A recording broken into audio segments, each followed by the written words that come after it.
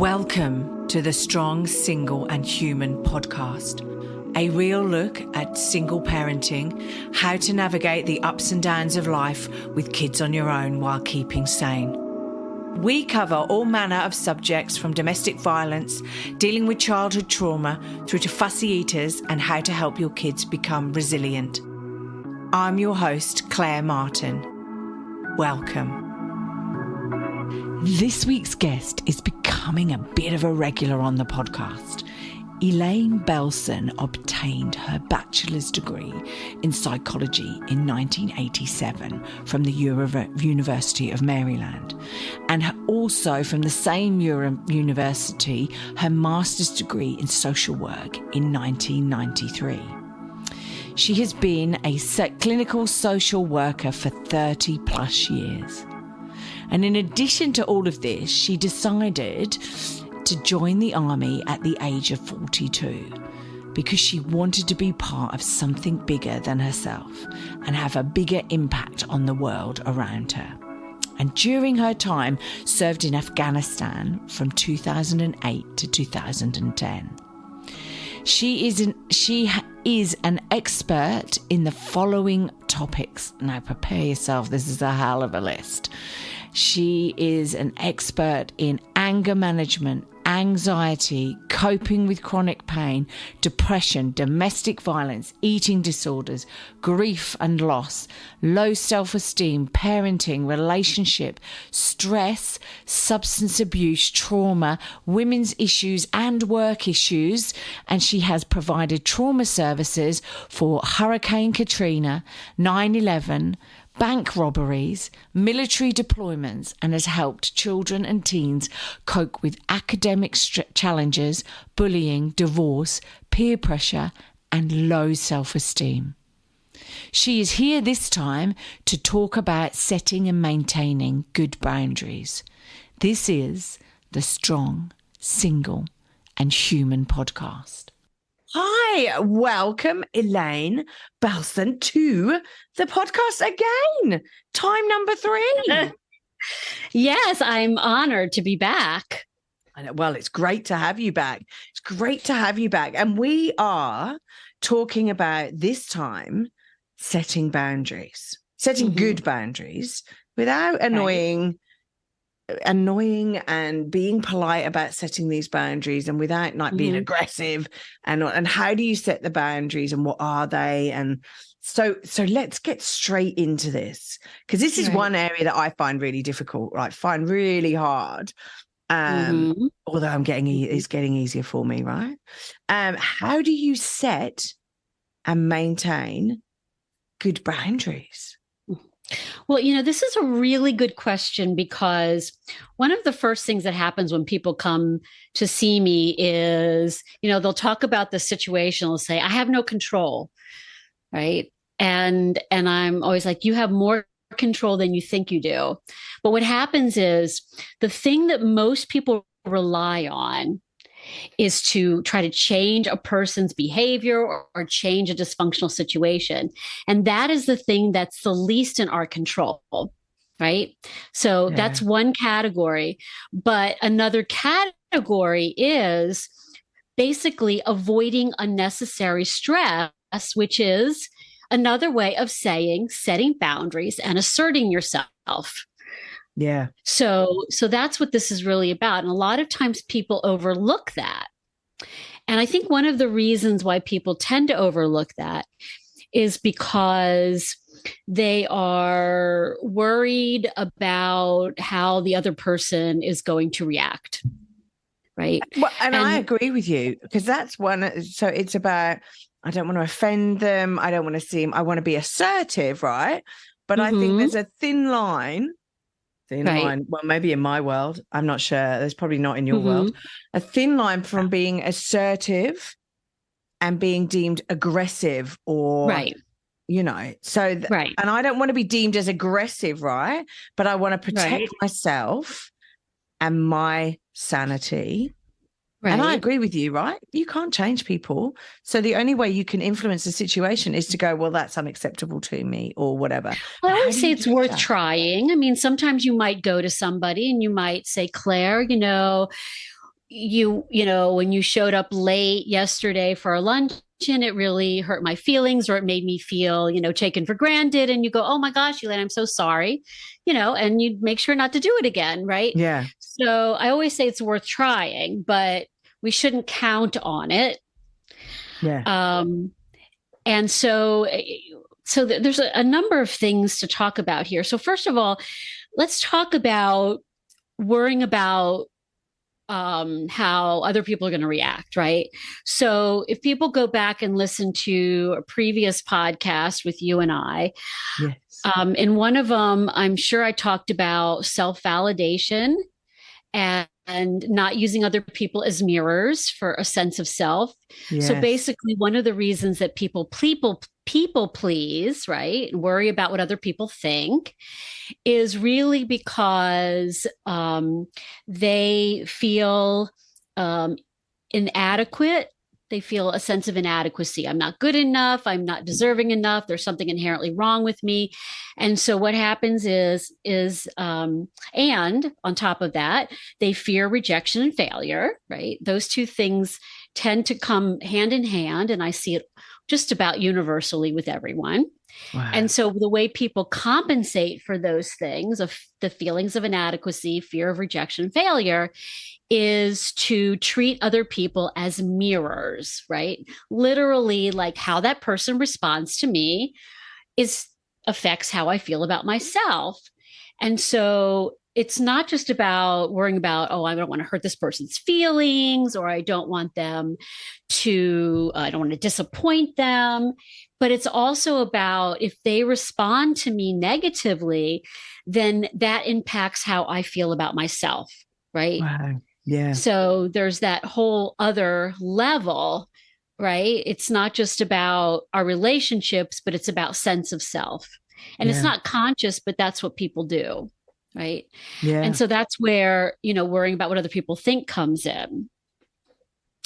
And so having said that, what we want to do is how we gauge whether something's appropriate or not is like what we talked about last time, is learning how to self-validate. And so remember, there were two types of self-validation, and one of them is opposite of the golden rule. So if you're not sure about whether or not the way you're handling something is appropriate or not, all you have to do is ask yourself, if the situation reversed and this person were saying this to me, how would I be responding? So I'll give you a good example. I have a patient who she was telling me that, that her, as a supervisor, her subordinates are supposed to do these trainings, or they're supposed to do presentations, right? It's part of these trainings, right? Yeah. And a lot of times they don't do them. And so she ends up doing them. And, we talked about setting boundaries, right? Asserting herself. And I said, well, if the situation reversed and your supervisor came to you and said, hey, I sent you this assignment to, I sent you an email to do this presentation.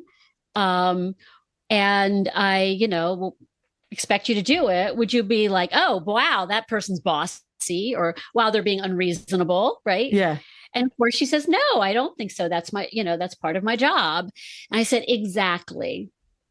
And that's why, I tell people that we really have the capacity to make our own decisions if we tune into our instincts, right? Because we are very healthy when we're dealing with other people. And so this is about tapping into how you treat other people. And it's also tapping into reason mind as opposed to emotion mind. When you said we're very comfortable dealing with other people, do you mean if a friend was to come to us and say, oh, what do I do in this situation? We're very comfortable telling our friend or giving advice. Right. But not only are we comfortable with it, but we're good at it. We're good at it. What do we tell other people? Don't worry about what other people think. Just be yourself, right? And stand up for yourself, all those things. But there's a reason why we do that, because it makes sense, right? But, It's okay. coming from a place of values, which is how I treat other people, and coming from a place of reason. Whereas when we're talking to ourselves, we come from a place of insecurity and fear. And that's why we worry about what other people think, and we worry about people pleasing and all of those things. So anyway, the bottom line is that what I wanted to say about that isn't just in terms of gauging, how do I say this, and am what I'm asking for, expecting, is it appropriate or not? All you have to do is think about, like you said, what advice would I give somebody else, which is be your own best friend, Yeah. or opposite of the golden rule. How would you respond if somebody came to you with that exact same boundary or that same sort of assertive statement? So how do you know what your boundaries are? Right? Do you sit down and make a list of, these are all the things that I find unacceptable, that I'm not going to accept? Unacceptable, I'm not going to accept. They're both the same things. But like, is that what you do? Do you go, yeah, right. So when you go, if you're in a work situation and you need to set boundaries or define what is acceptable, i.e., your boss just keeps piling work on you or whatever, and you're not setting that boundary right, is it that you go, right, so being overloaded with work is an unacceptable unacceptable. Right. So therefore I'm going to set a boundary and I'm going to communicate to my boss when I feel overloaded that they need to set my priorities regarding my work, right? So that I don't feel X, Y, and Z, whatever. Right. How do you, is it that you actually go through and make a list of what you feel is unacceptable? Like in a personal relationships, right? Like in a relationship where you start a relationship with somebody or with friends, right? Well, how we make decisions about anything really goes back to, and again, you and I have talked about this before, is really tuning into our emotions. So oftentimes what we do is we turn to cognition. We overanalyze, should I do this? Should I do that? Am I being reasonable? What is this person thinking? All of that. So mind reading, second guessing, anticipating other people's reactions, comparing ourselves to others, self-criticizing, overanalyzing. All of those things are what I call chocolate cake. Because basically what they are is there's feelings, and then there's how we cope with feelings. And so instead of tuning into our emotions, what we do is we overthink. Right. And so it's really no different than reaching for a piece of chocolate cake, right? You feel something, but instead of reaching for a piece of chocolate cake to make yourself feel better, you reach for all of that ruminating, that overthinking. So what you want to do is, anytime you catch yourself doing that, is you go back to the emotion, right? So in terms of setting boundaries or asserting yourself, chances are you're going to feel an emotion. It's going to be frustrated. It's going to feel or anxious, or maybe it's feeling sort of kind of imposed upon, right? And so the first thing that you want to do is you want to tune into your emotions, because, again, as you and I have talked about, we have feelings as a way of telling us when we have a need or a threat that we're ignoring, right? Yeah. And again, we also have multiple feelings at the same time, because we have multiple needs at the same time. And so just like the example that you just gave, we certainly don't want to lose our job, right? We don't get into trouble with our boss.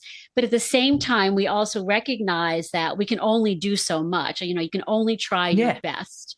Right. There's only 24 hours in the day. Right.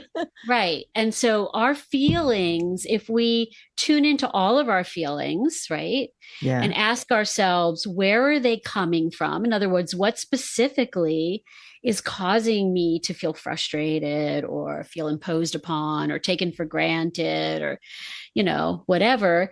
And then what's in my control to fix or change those things, right? That's how we we change things, right? Yeah. Yeah. And so let's just say, for example, we'll use the analogy of someone at work, because this comes up all the time in my work, which is especially with women, because women have a tendency to make themselves indispensable, Yeah. right? And there's two expressions that I came up with to describe women. One is what I call just because you can doesn't mean you should. Because women are capable of putting up with a lot. And because we're capable of putting up with a lot, we feel that if we say no or set boundaries, that we're being selfish. Yeah. Right. Yes. And so, and again, that's where the cognitive comes in, because we start second guessing ourselves or criticizing ourselves, right? Or comparing ourselves to others. Oh, well, maybe Claire could handle it. Why can't I? Yeah.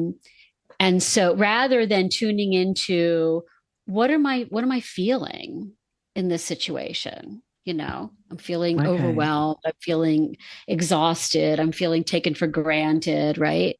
And so there's that. And then the other one is basically describes what I often hear from women, which is if I set boundaries and assert myself, it's going to, quote, make things worse, right? Yeah. It's like, in other words, if I don't do it, it's not going to get done. And then you know what's going to hit the fan, right? Yeah. That's right. Or my boss is going to, if I don't help my boss out, then my boss is going to be annoyed with me because I'm going to look like I'm not doing it. And that's a real people pleaser thing. But it's like those sorts of situations where those emotions, those thoughts go through your head where you go, oh, they might be annoyed with me. They might not think I can't do my job. But that's that ruminating, right? Yeah. Your mind, all of those, anticipating, right? Exactly. And so there's an underlying feeling there, which is usually fear of failure, if it's a job situation, or rejection, but usually failure. Yeah. And then you ask yourself, so what is it exactly? Is it that I'm afraid could happen that could cause me to fail or lose my job? And that's why we have emotions, because they are there to energize us, to problem solve, to do something, right? Do the things that are in your control, right? But of course, that also has to be balanced with our other needs, right? So anyway, going back to the if I set boundaries and assert myself, it's going to make things worse, because a lot of times, that's what women do. They say, well, if I don't clean the house, it's nobody else is going to do it. If I don't do the laundry or clean the dishes, nobody else is going to do it. If I don't get, like my patient that I was telling you about earlier, if I don't, do these presentations, nobody else is going to do it. Yeah. Right. And so what I say to them is, yeah, you're right. That's probably true. But that's because those other people can't handle you setting boundaries and asserting yourself. So it's about the other people, not about you. It's about, And what we're doing is we're not doing them any favors, because what we're doing is we're enabling, right? Wow. Explain that a little bit more in detail then. So we're enabling them to continue that behavior. Right. Exactly. Okay. Right. And unfortunately, a lot of women do that in their family situations, right? Where one person, I mean, how many people out there listening can relate to this? One person, growing up, for example, one person, a parent may, everyone walked on eggshells around that person. They were allowed to be who they were, dysfunctional, and everybody else compensated for them. Yeah. As opposed to setting boundaries and saying, no, this is your issue and you need to figure out a way to work through it. Now, I call that tough love, which is saying no in a loving way. And so you can say to somebody, don't ask me to do something that I know is not in your best interest, because I care about you too much. Wow. Right? Okay. Whatever that might be. Right. Or maybe it's not in the best interest of the company. Right. It's Yeah, not no, in the best interest of the company for me to be the only one who knows how to, operate this software system, right? Or yeah, no, but I'm thinking, when you said that, I was thinking more about my son and going, when he asks to absolutely, drink that's where it soft mostly comes drinks up. and things like that, I'm going, Yep. fantastic. I'm going to use that with him. I'm trying to get him Yep. to stop That's drinking right. soft drinks And and drinks with lots of sugar in them. yeah, and it's interesting you picked up on that because that's really where, I Oh, started wow. using it was with kids Yeah. and telling parents about that. So what you can also say though is if you want to do something that is in your best interest, that's helpful for you, right? Then I will bend over backwards 110% to help you, Yeah. right? And so no matter what it is, when you have to set boundaries with somebody, you can say, don't ask me to do something that I know is not in your best interest or in the company's best interest. But if you want to do something, that's constructive or helpful or blah, blah, blah, I will bend over backwards to help you. Yeah. Right. And so, but again, it doesn't do other people any favors when we step in because we know that somebody else isn't going to do it, right? Yeah. It's not just hurting you, but it's also hurting those people because they never learn how to cope with whatever is going on for them, right? Whatever's getting in their way. Yeah, and within a work situation, it's about managing the resources effectively, right? It could be that because you are good at your job and you do all of the things, then you get all of the work. And again, because I see you women do accept this it all the time at work. So I have had this conversation many times with women, and so I teach them two techniques. One is what I call being transparent. So what that is it's like, oh, okay, so you want me to write this report? Okay. So, and nowadays, because we have email, it makes it even easier. So, somebody sends you an email. So you can send them an email back and say, oh, okay. So I'm going to write this report and I'm just going to keep you in the loop about what's involved in doing that. And so you go into detail about, well, first I've got to research this, and then I've got to, coordinate with this person, and then I've got to, do this, program and blah, blah, blah, and go through all the steps so that the person sees what it is that they're actually asking you to do. Yeah. Right. Because a lot of times they don't really put a lot of thought into it. No. Right. And so I have seen that work very well for people, women in particular, right? When they go into detail and say, oh, okay, you want me to do this? Well, here's what's involved. And then I'm going to keep you updated on where I'm at and what's going on so that they appreciate exactly what they're asking you to do.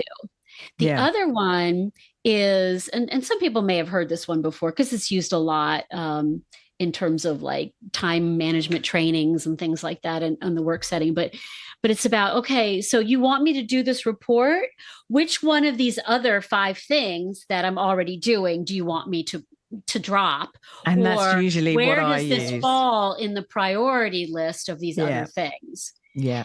And I'll tell you, those 2 things I have had patients come back to me and say, you know what? They either gave it to somebody else to do, or they took it on themselves instead of giving it to me. Yeah.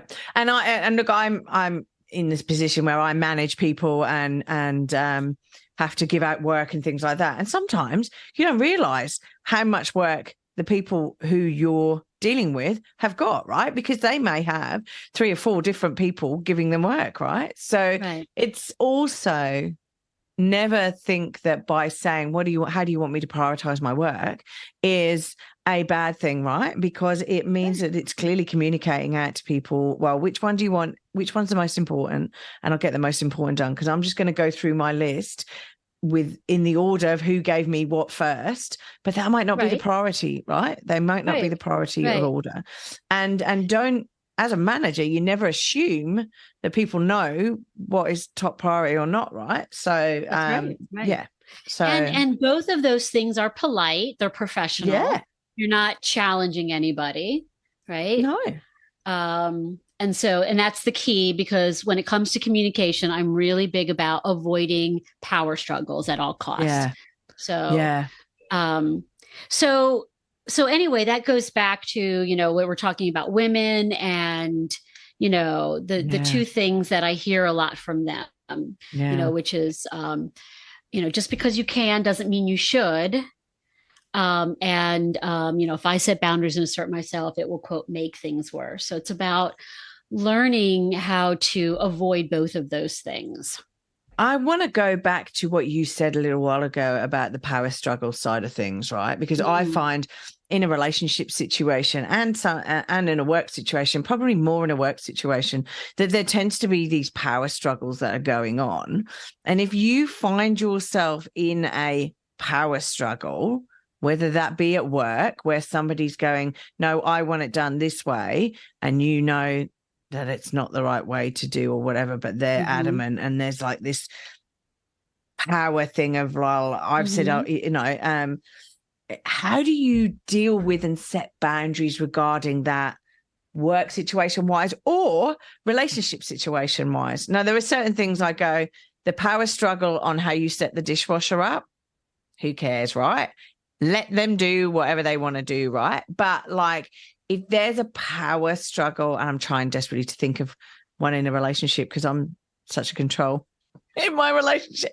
So but because to my mind, within a relationship with a partner, with a boyfriend, girlfriend situation, it should be a negotiation situation as such. You should work together to achieve an outcome, right? And if it means pick your battles, and I suppose it's the same sort of thing with children, right? It's like pick your battles. If they want to wear blue pajamas to school, right? Well, okay, wear blue pajamas to school, right? As long as it's, and you then just, pack their school kit in their bag, and then, if they, whatever, right? It's pick your battles, have a word with the teacher, and then go from there, right? But yeah, so how do you deal with this power struggle situation? Because I do see it a lot at work. Well, it really comes down to communication. Right. Okay. It's how you communicate. And one of the things that I always say about communication is it's way more complicated than people think. I have this model that I came up with, 15 principles of communication. Wow. And most of them, right. Yeah. Well, what happened was doing this work over the years, I started noticing these patterns. And when I wrote them down, I was like, wow, there's 15 of them. And it really has more to do with the way people are relating to one another and how they're also managing their own emotions. Wow.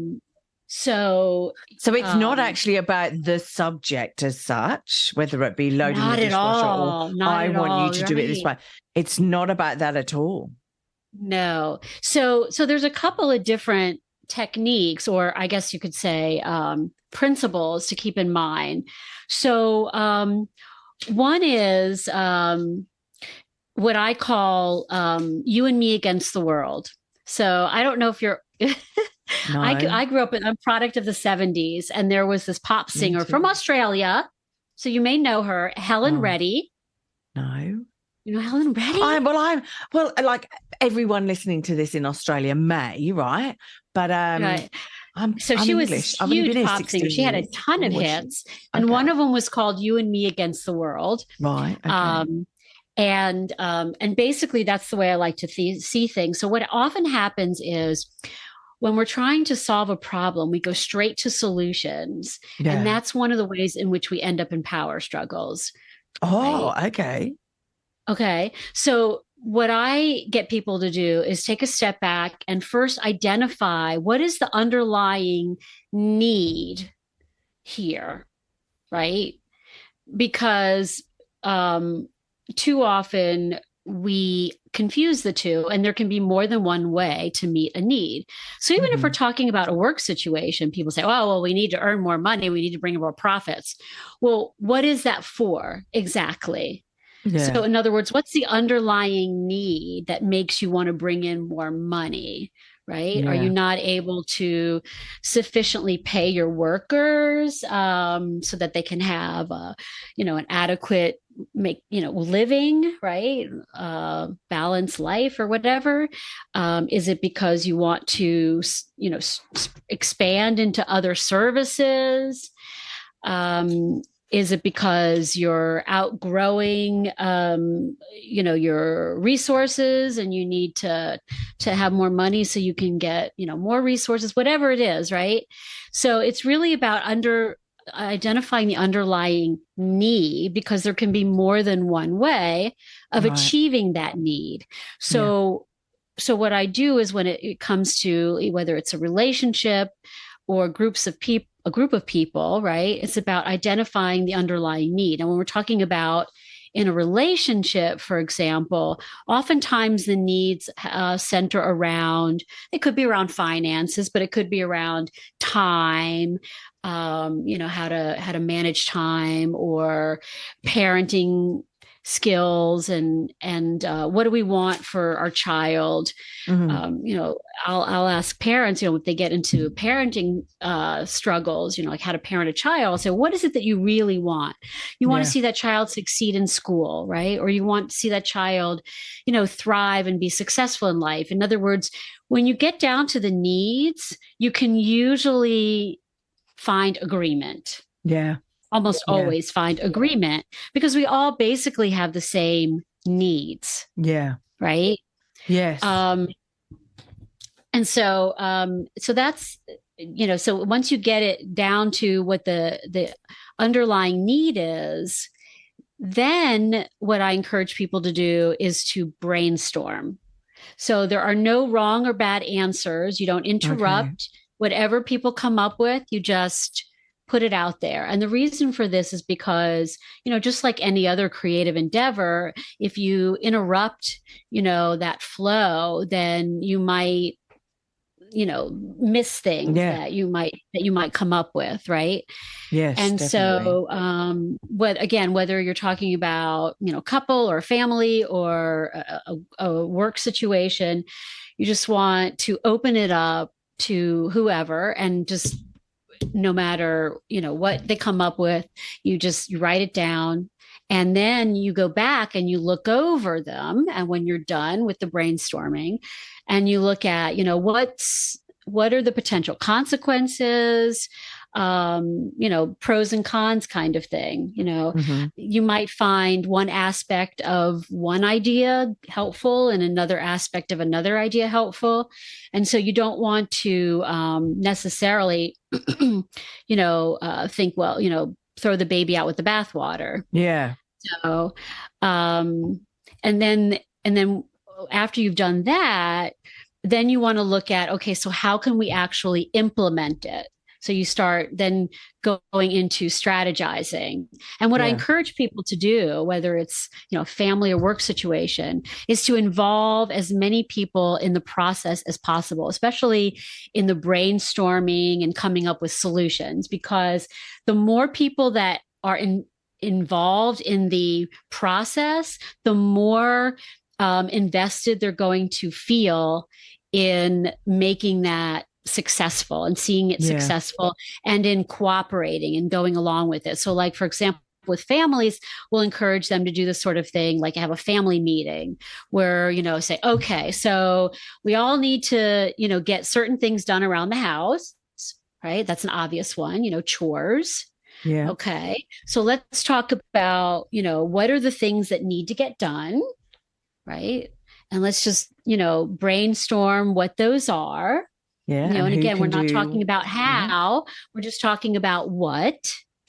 And Yeah. then you can talk about, okay, so of the things that we agree on that need to get done somehow, some way, what are some different ways that we could go about getting them done? And because, again, there could be more than one way to do something, Yeah. Yeah. right? That's right. Um, and so, let everybody come up with ideas about how to go about doing it. Whether you, divvy it up by person or by day, or maybe by specific part of a task, who knows, right? Yeah. I can give you a good example. So I had a couple that I was working with, um, and they had two small children, and one of them had a very serious illness that required, a lot of treatment. And so sadly, he was in the military, and yet they were living paycheck to paycheck. Mm. And so one weekend, they realized that they did not have enough food in the house, and especially because they have this one daughter who's very ill. They had to make sure that that they had what they needed for her.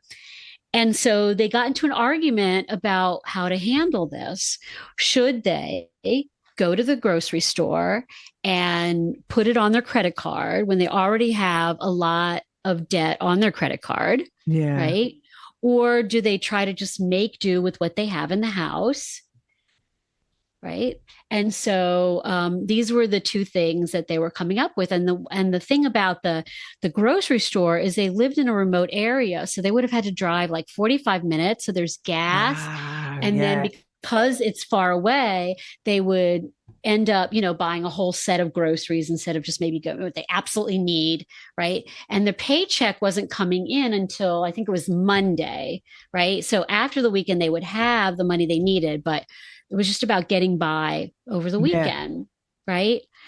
And unfortunately, they didn't have a chance to talk to me about it first.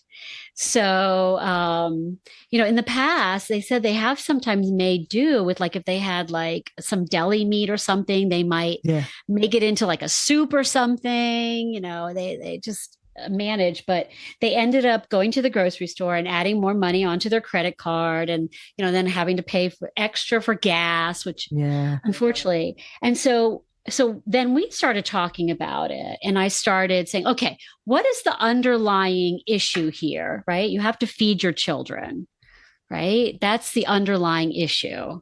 Okay, so let's talk about what are the different ways that you could go about that. Right. Besides, yes, there's going to a grocery store, driving 45 minutes, right? But what about, are there any food stands, like vegetable stands or fruit stands? And so as we're talking about it, the husband said, oh my gosh, there is this local market nearby that's opened on Saturdays for a small part of the day, right? Where we could have picked up a few things right nearby. And it would have been cheaper. Right? And we could have just gotten what they needed for the weekend until the paycheck came in, right? And then they would have avoided an argument about whether to spend this money or not. And so, that's just a simple example. And then, as I say, there's some of it, in terms of, okay, identifying resources, and, that might be where, maybe some, supervisors or, people higher up, or people who are, or the parents might have to handle some of the logistics in terms of, how are we going to do this, logistically, or how are we going to divvy this up or whatever, right? Have the responsibilities or whatever. But you get the idea. That's one way in which you avoid power struggles, is by starting with identifying the problem or the need first, and then adding in solutions.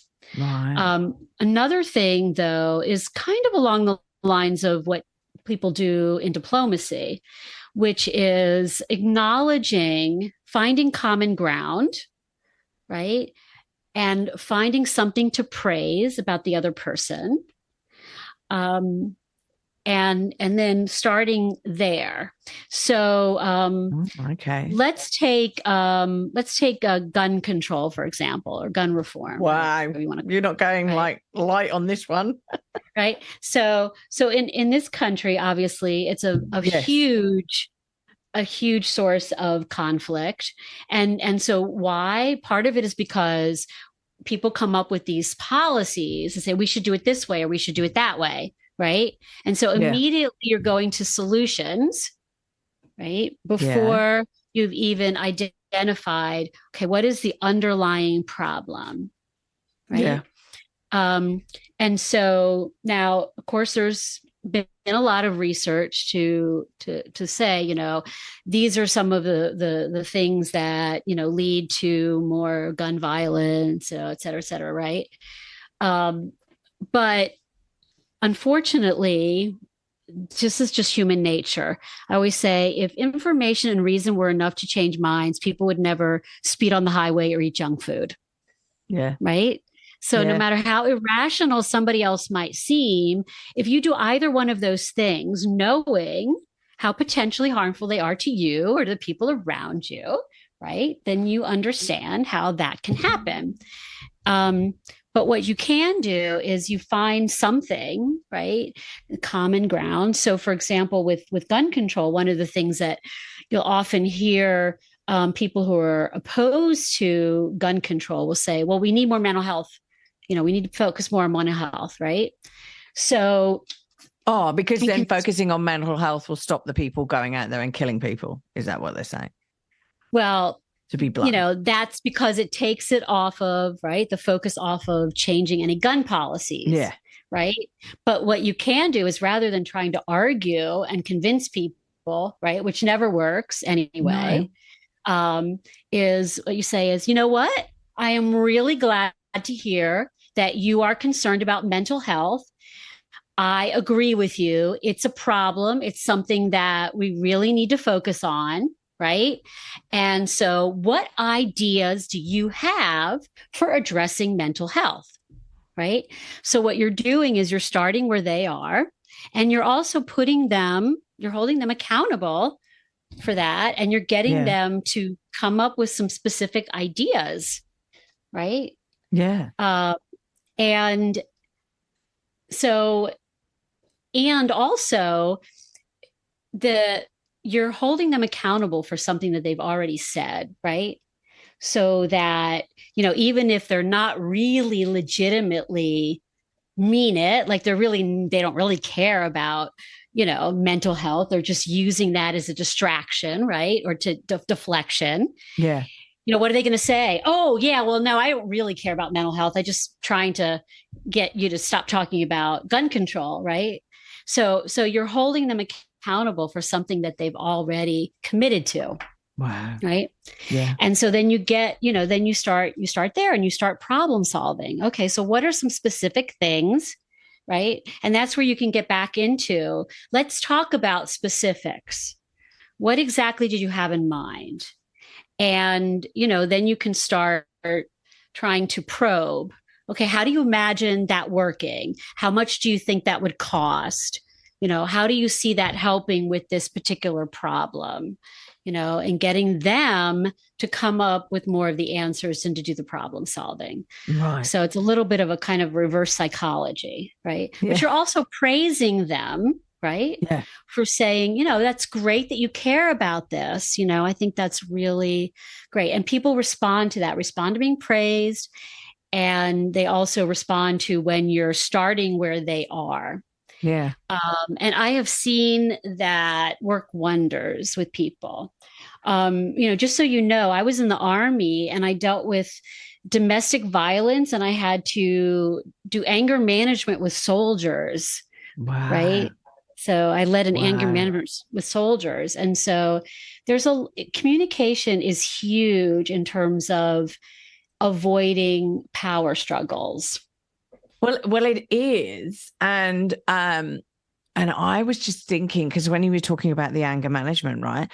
How do you deal with the passive aggressive, right? Because and the aggressive, right, in those situations. Right. So power struggle is all and look, if you're a parent of a child, you go through power struggles every day, right? So there's power struggles every day going on between you and your child, right?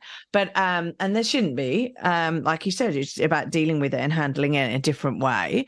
But what about those passive aggressive, those people who are like just passive aggressive or controlling or like how do you deal with and set boundaries with those people, right? Because they're surreptitiously being aggressive or rude to you, but in a very like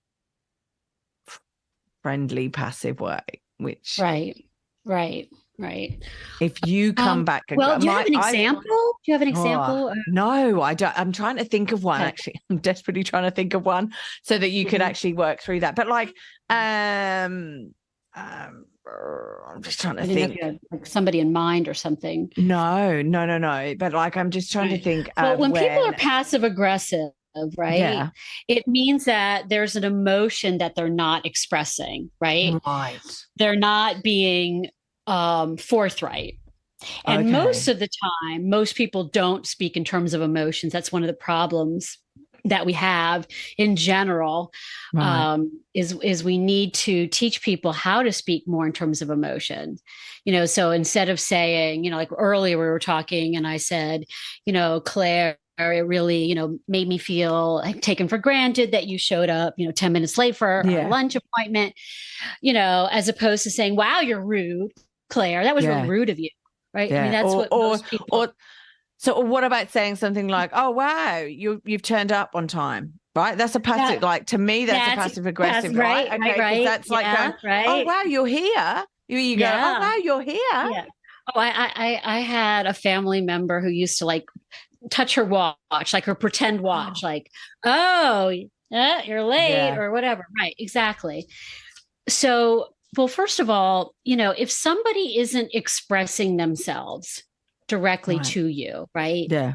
Then you're not beholden to acknowledge it.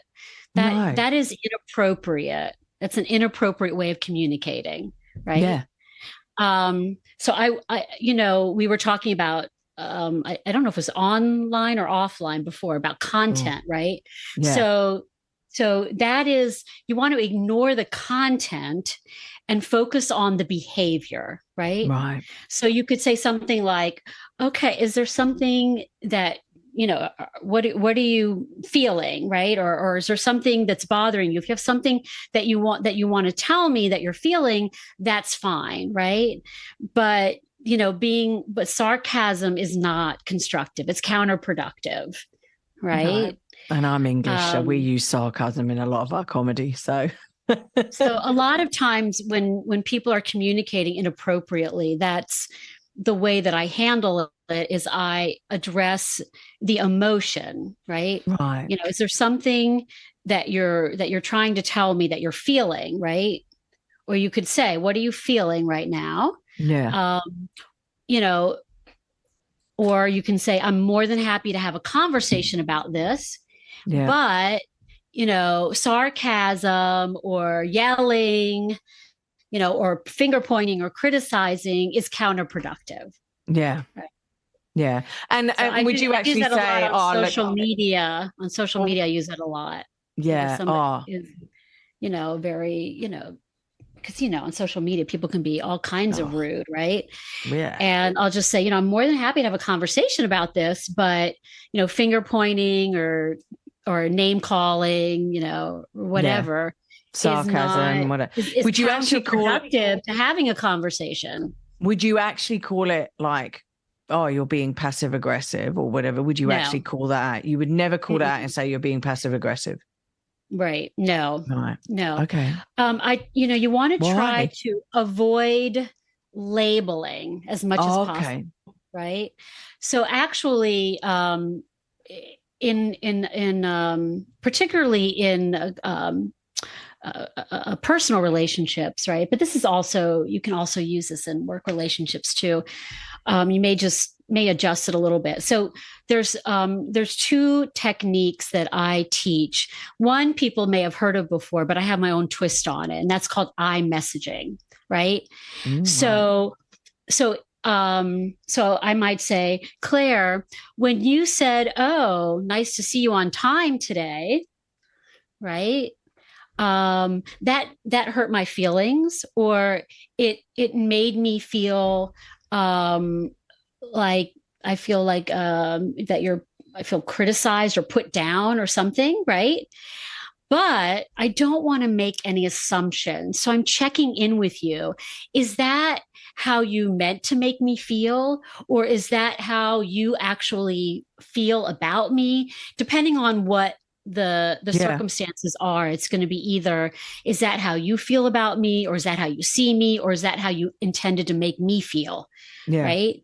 And so that's my own little twist on iMessaging. So iMessaging is, you have to pick something specific that the person said or did. In other words, you're not going to characterize it as you were rude, or you were passive aggressive, or you were controlling, or you were insensitive. You would say, you walked away from me. You made this X remark. Yeah. So Right. when you said X, Right. When you said X, or you did X, right? And then you use a feeling word. I felt, taken for granted. I felt hurt. I felt, put down or whatever, right? But it has to be a feeling word. Again, mm-hmm. a lot of times people will say, I felt like you're a jerk, or like you're trying to control me, or so you want to make sure that you use a feeling word. Yeah. And you can even Google feeling lists if that would help you. Wow. Um, and then the difference is that, for me, the twist is, at that point, what I say is, I don't want to make an assumption, so I'm checking in with you. Was that your intent? Right? Was that your intent to make me feel that way? Or is that how you see me? Right? Yeah. Or is that how you meant to treat me, or whatever? And I can tell you that 99.9% of the time, the person's going to say no, Yeah. right? Because there's something, this is one of my principles, there's perception and then there's intent. Yeah. And most of the time, the way people intend to come across is not the way that it's received. And it's not that one is right and one is wrong. They're both valid. But communication is not about right and wrong or getting somebody to see things your way. It's about clarifying. It's about Yeah. reaching an understanding. Oh, I didn't realize that when I made that statement that it made you feel this way. That's helpful information for me. Yeah. And I didn't know that when you made that statement that you didn't really mean to hurt my feelings. Right. That's, Yeah. where the misunderstandings come in. And I'll tell you that most of the time, things that we attribute to a person's personality, like being controlling or being insensitive, or being overly sensitive, right, and being Yeah. overly reactive, is actually miscommunication, misunderstandings. Yeah. And when you mentioned about somebody being controlling, right? 9 times out of 10, I feel as though they're being controlling because there are so many other elements that they feel out of control on.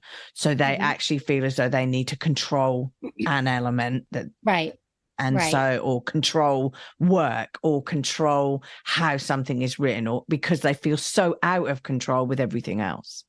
Mm-hmm. So, Right. am I getting that right? Is that like? Yeah, there. I mean, there 99 times.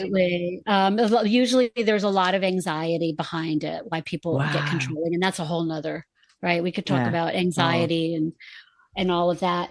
Yeah. But that's a way of asserting yourself, is using the iMessaging. Now, let's just say, for the sake of argument, that I did not use appropriate iMessaging with you, Claire. And and you said, wow, they were, nice of you to be on time today. Yeah. And I say, what do you mean? What are you trying to say? Wow, that's really being, I don't appreciate that. I don't appreciate your sarcasm, Claire. Yeah. Right? Yeah. Okay. So what you can still do is, even if the other person doesn't use iMessaging, you can still use empathic listening. Now, empathy is not about agreeing. It's not about saying that, it's okay. It's a tool. It's gathering information. And I think I've used this analogy before, but it's what I call being Columbo without the trench coat and cigar, right? Yeah. You're like a detective. So you could say, well, Elaine, tell me exactly what it was about what I said or did that came across to you like as sarcasm, or that I was, you know, meant to hurt your feelings or whatever, right? Yeah. So, or what about that bothered you? Help me to understand, right? So you're not saying I agree with you. What you're Yeah. doing is you're gathering information so that, again, that way you can problem solve and you can move forward. Yeah. Yeah. Right? Yeah. No, I agree. I agree. This communication malarkey is such Right. such a complex subject, and there's It so is. many different ways. Like it. Right. Would you But a big part of, say? like we were talking about, boundary setting and asserting Yeah. yourself is in how you communicate. Yeah. And is it best to at least educate yourself regarding these different processes that you've gone through as such, this different formula that you need to use in certain situations? Is it best to just practice and practice and practice, Right. and not punish yourself for like getting it wrong maybe a couple of times, because you've got to practice it, and it's the wording and how you Right. put it that Right. then makes you get better with time, to the point where you're just comfortable, and how you then communicate with people is It becomes second. Yeah. You know, and I've worked with a lot of couples that, you know, were on the verge of breaking up. wow. And because of, you know, the communication skills, learning those communication skills, Yeah. they were able to avoid those kinds of things. Are you? Did you want you're getting to attacked by cats? Yeah. So did you want to share with me that one scenario that you had, that you were telling me about? So well, it's really just setting boundaries with, so it's where you feel there have been there's situations where I feel as though I'm taken for granted by friends or whatever. Well, this is going to sound really bad. Sorry, friends out there. But like, it's about me not being able to say no. I think it's more my issue, right? So it's just being able to say, no, sorry, I'm not available, or or I'm doing something else, or I'm doing housework or whatever, right? Or nothing. Or nothing. Yeah, or nothing, right? I need just me time, right? But it's I find it, me personally, I find it very hard to say no to people, because look, at the end of the day, they're my mates. I like them. They're like, it's okay. Or even in work situations where I go, no, sorry, I can't. It's a lot easier for me in a work situation, I suppose, because I've had to practice you need to prioritize my work. You know, if you're going to give me more work, I need, you know, some prioritization. I only have like 8 hours in the day in a work environment, but with friends or family. When I start with any so kind hard. of thing like this, we always start with the emotion, right? We always start there. So, and especially when it comes to like anxiety, right? One of the little exercises that I do a lot with my patients is what I call worst case scenario, right? Yeah. And that's not about worrying. It's about trying to understand the anxiety, right? So what is it that you're afraid would happen if you start setting boundaries and saying no with your friends or family? Oh, look, so I suppose it's around people not thinking that I'm there. I like to be there to support people, right? To be a support for them in times of trouble, whatever, right? And so therefore, if I'm saying, yeah, exactly. And so therefore, if I'm saying, no, sorry, I want me time or whatever, it feels as though I'm not supporting or being there for being supportive. Right. You're afraid that it'll come across as you being selfish. Then? Yeah. Typical women. Yeah. Right? I know. Okay. So let's just say, for the sake of argument, this is what I call worst case scenario. So let's just say, for the sake of argument, right, that your friends or family think that you're selfish. Right. Then what happens? What happens next? Oh, if they think I'm selfish, well, I'm trying to think. You've really put me on the spot now. They would get aggressive with me, or so I get aggressive with me, or they would shrink away from me and go, "Oh, you're just being selfish, right? Well, we'll have nothing to do with you." Or they get aggressive. So the two sides of the where they go, "Oh, you're just abandoning me," blah blah blah, and they then get like aggressive is right, aggressive or abandoning. That's a real right. Yeah, like I guess, like you say, maybe accusing you of yes. right. Oh, you're something. never there for me. Right. Oh, I need you to support me, and you're not supporting me. What So what type of friend are you, and all of that sort of thing. And I go, what? Okay. So what you're talking about is fear of rejection. Right. And remember, I've said to you before that just about everybody, I mean, this is universal pretty much. Yes. Everybody has feelings of inadequacy. I'm not good enough. I'm not deserving enough. There's something inherently wrong with me. And then I believe it's innate fears of rejection, failure, and then the third one is fear of harm to self or others, right? But that doesn't apply here. So fear of rejection or failure are the ones that most commonly come up, right, in day-to-day life. So there's fear of rejection, right? So that some of your friends and family will abandon you, fear of abandonment, and others will yell at you, right? Call you names, criticize you. Okay, so let's just say that happens. Then what? Okay, so some of your friends leave you because you set boundaries and they saw it as you being selfish. Well, then I would personally, at this stage in my life, I would personally go, well, they weren't really true friends then. They weren't actually looking out. They weren't looking out for me. They were just out for themselves, right? And then if they were getting aggressive, well, I would want to understand then, well, why were they getting aggressive? Like what emotions are connected with their aggression, right? Well, I have an expression, right? No matter how upset somebody makes you feel, you're still responsible for how you express your emotions, right? And how you manage your feelings, right? Yeah. How you manage them and how you express them. So even if somebody is hurt, that still doesn't give them license to be aggressive, right? To call you names or finger point or insult you. They can do like what I described earlier, use iMessaging and say, hey, Claire, when you said no, when I asked you, to help me move out of my apartment, I felt like, unsupported. So, that sort of thing. Right. So they're still responsible for how they communicate. Right.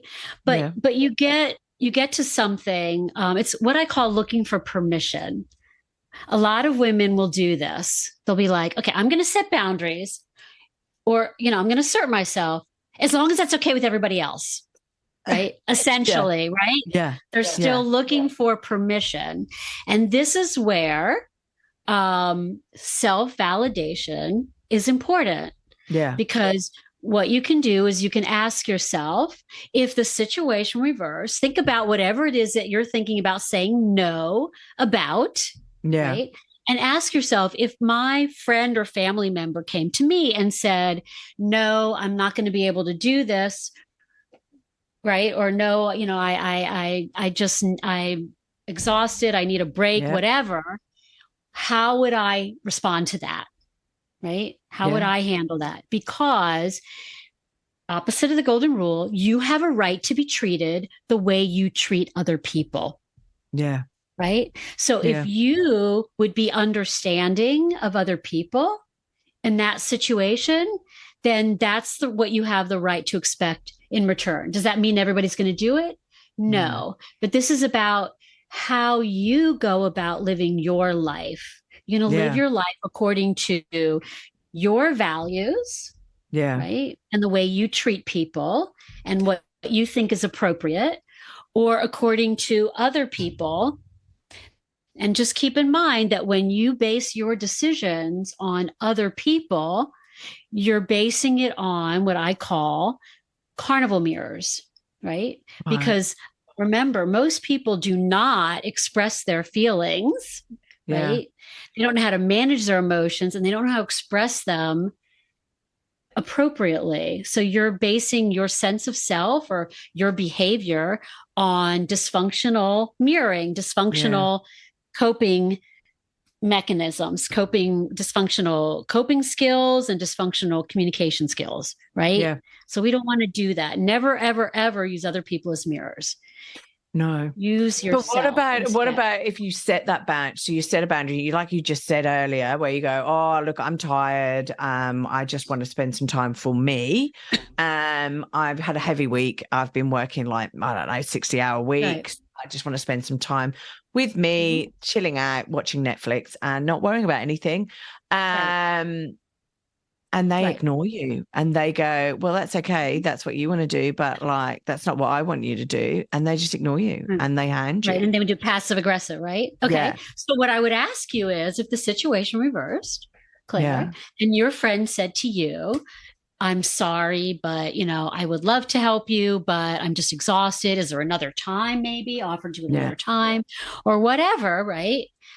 That's where you gauge what's appropriate or not, is ask yourself, how would I handle it the way they're handling it? Would I respond to them the way they're responding to me? Would I treat them the way they're treating me? And if the answer is no, well, then that's your answer. And then you have a decision to make. Do you want to live your life according to your values or according to somebody else's? But then do you just ignore that persistent attention, that persistent boundary, or do you just reassert what you've said originally? No, so thank you. Are you talking about somebody that so if somebody just ignored your boundary that you set, would you then reassert that boundary again and say, I've said I want to be on my, like you said, when you said, look, I thought you said you I'm had knackered. A friend that keeps ignoring your boundaries. Oh, no, I can't think of that example, but when you were saying you're tired, you've had a busy week and you're tired, right? And I'm just going to have some me time on Sunday, call it example sake, right? Me time on Sunday, and they contact you again on the Sunday and go, hey, can we go out, or what are we doing, or blah blah blah, right? So you go, based on what we've discussed, your boundary, because I would reassert my boundary. Well, again, if the situation reversed, what would you want that friend to do? If you contacted them, with me, that's why I'm contacting them. What? That's why I'm just ignoring what they're saying, because I want them to be there for me. Right. And would you want them to ignore their needs? Would you want them to just do what you want? Listen to what I'm saying and leave me bloody alone? No. I'm saying, but if the situation reversed and you called a friend, let's say, they told you no, and you called them again on Sunday, right? Would you want that person to ignore their needs and do what you want them to do? No. Or would you want them to remind you, oh, remember, Claire, I said that I can't do it today? But I wouldn't have called them a second. I know, but if you did, for whatever reason, right? It doesn't matter how they would handle it. The question is, how would you handle it? If you, for whatever reason, called them again, right? And would you want them to ignore their needs to make you happy? Would you want them to not set boundaries? When you put it like that, no, I wouldn't. If I was looking at that, right? No, I wouldn't. But however, in so many situations, people don't think about the person they're contacting's needs. Well, I know, but that's not the point. They think about their own. The point is, right. But we're not trying to please other people. We're trying to decide, how am I supposed to handle this, right? Yeah. You're not, if this is about what I call looking for permission, right? If you are looking for permission to set boundaries, then forget it, right? Yeah. Don't wait for somebody to say, oh yeah, I understand, or sure, that I would. But what about and they're I think not going to give you permission. Right. You have to give yourself permission to set that by boundary. using your sense of self, right? By And if they don't, self-validating. and if they don't So if understand they it, Elaine, continue to then, push for it, yeah, then what do you think, based on what we talked about today, what do yeah. you think you could do next? I'll just reassert the boundary and say, look, I've said You can X, Y, and say, Z. you can use iMessaging and say, hey, when you Yeah. called me after I already told you no, Yeah. it makes me feel like you don't care about my What needs or I my need. feelings, Yeah. Okay. right? Okay. No, I'm not going to make an assumption. So I'm going to check in with you. So Is that how yeah. you really feel? Yeah. Do you okay. really I'm not loving care your about my work. needs? Or, or is that how you meant to come across? And I'll tell you 99% of the time, you're going to go, no. If they go yes, then it's like, well, then then that I am maybe that's so not somebody using that you this want to. stuff. I am so using this stuff. Like I have to say, it doesn't happen to me very often. I have fantastic and awesome friends and family and things like that. But it is sometimes where you go, oh, for God's sake, I have said I am doing X, right? I'm sorry. And you just and sometimes the easiest, and I have to state this, sometimes the easiest avenue is to just blooming ignore the phone call or the email or the text message or whatever and just go, I'm ignoring it because I've already said, and if you can't respect my boundary, then I'm just ignoring it. But that's not dealing and if your with friend it gets either. upset about it, then Exactly. you can address it then. Yeah. But the one thing that is in your control is how you communicate. Yeah. So, if you at least and no, you're not obligated to do it that way. You'd be like, No. for God's sake, I already told you no, right?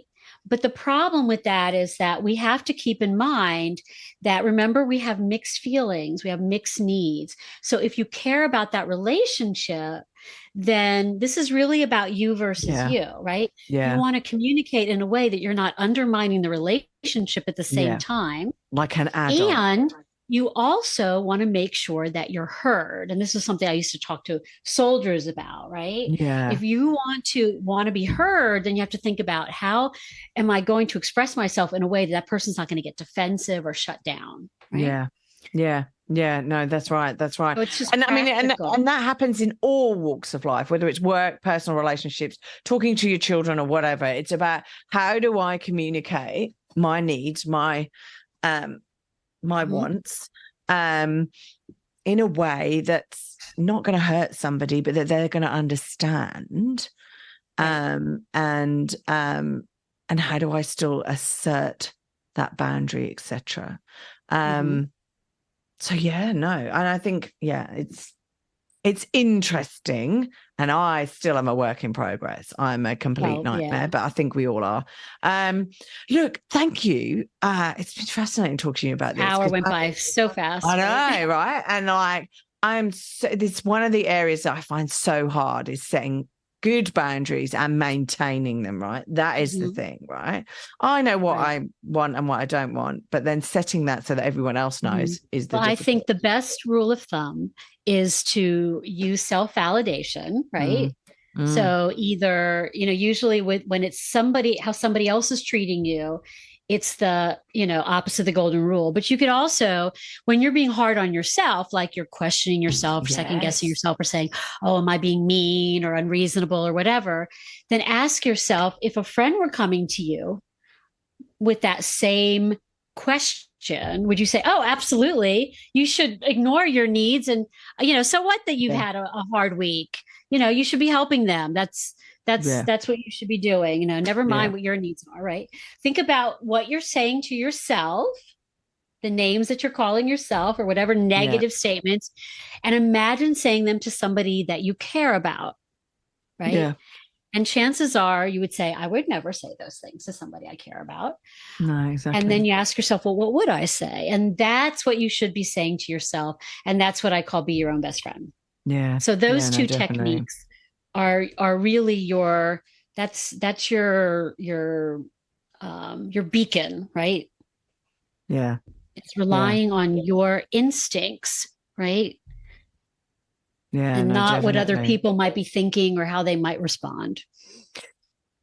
So Elaine, where do people find you if they want to find out more? Like, have you written a book on these 15 communication steps? I haven't written any articles come about on. that yet.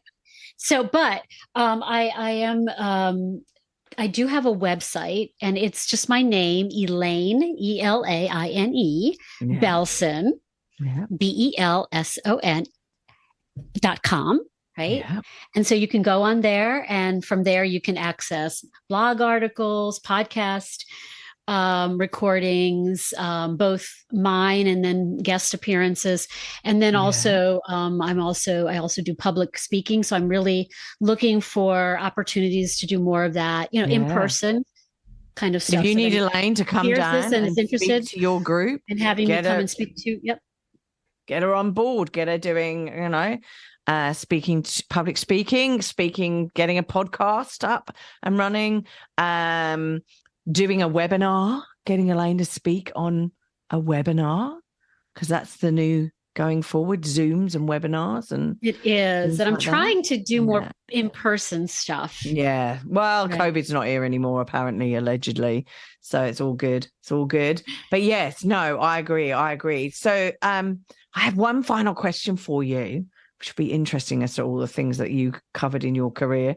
What's a piece of advice that somebody's given you that you still use today? Oh, wow. Gosh. Okay. So the first one that comes to my mind is there's the relationship you want and there's the relationship you have. Wow. Right? And so a lot of times, especially again with women, because we have a hard time letting go. We want a relationship to be a certain way. And so we will do a lot of that, analyzing, second guessing, mind reading. Instead of just tuning into our feelings, right? A lot of times I'll tell women, never mind what that person thinks of you. How do you feel about them? How do you feel about what they're doing, their behavior, right? Expectations as well. We have all these set expectations, and you go, well, hang on.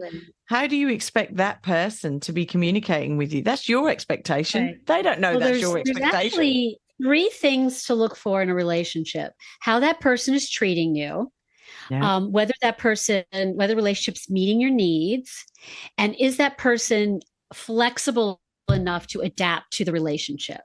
Right.